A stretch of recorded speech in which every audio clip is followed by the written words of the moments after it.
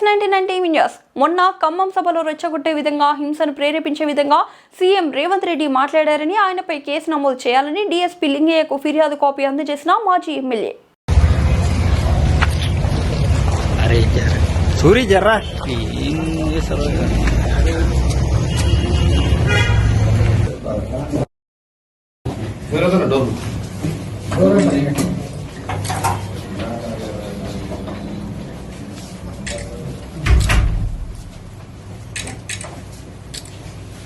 With all proofs and all, మేము దీనికి attach చేసాము.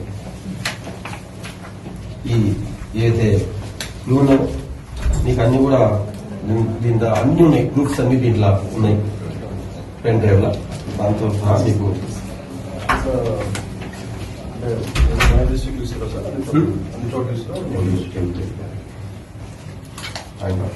this is a received copy. I have to send it to again to my head office. Thank you.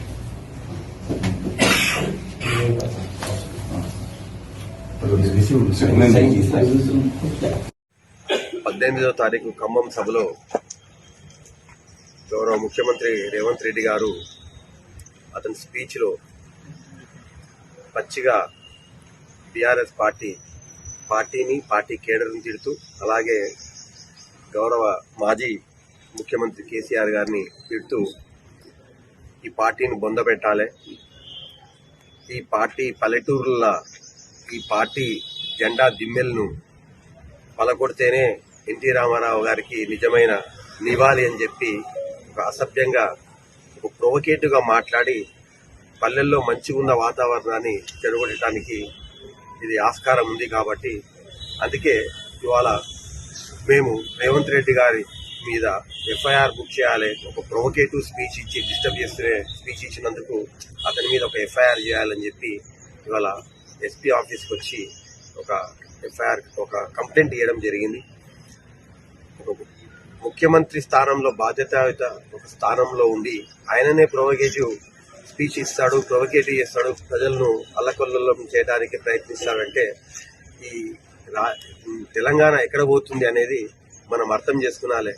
ఆయననే భాషకు అదుపు లేకుండా ఎట్లంటే అట్లా మాట్లాడితే ప్రజలు ఎలా మాట్లాడతారు? ఆయన ఎట్లా ఉంటాడో ప్రజలు కూడా అట్లే మాట్లాడతారు. ఏమైనా మాట్లాడితేనేమో సిట్ అంటాడు, ఎవరి మీద ప్రభుత్వం అధికారం వాళ్ళకు ఉందని చెప్పి ఎట్లంటే అట్లా ఇచ్చేసి ఆయన ఇబ్బంది పెడుతున్నాడు. అంతేకాకుండా ఇలా అలా మొన్న జరిగిన కథనాలన్నీ చెప్పి తెలుసు మీకు. ఎన్టీవీ కానీ, ఆంధ్రజ్యోతి కానీ, TV9 కానీ అన్నీ వాళ్ళ పంచుక తినే దాంట్లో దాన్ని డైవర్ట్ చేయాలని అంతా బయటపడ్డది ప్రజలకు.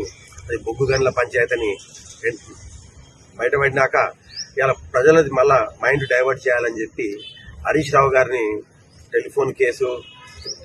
టెలిఫోన్ ట్యాపింగ్ కేసు మీరు సిట్ అని చెప్పి నైట్ నోటీస్ ఇచ్చి వాళ్ళు రమ్మని చెప్పారు. ఎంతవరకు సమంజసమని అడుగుతున్నా.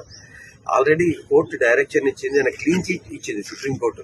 అవసరం లేదు, నన్ను విచారించే అవసరం లేదంటే కూడా ఒక మళ్ళా సిట్నేసి అతన్ని విచారించి ఇబ్బంది పెట్టి ప్రజలను డైవర్ట్ చేయాలనుకునే రాజకీయం చాలా రోజులు నడవదు.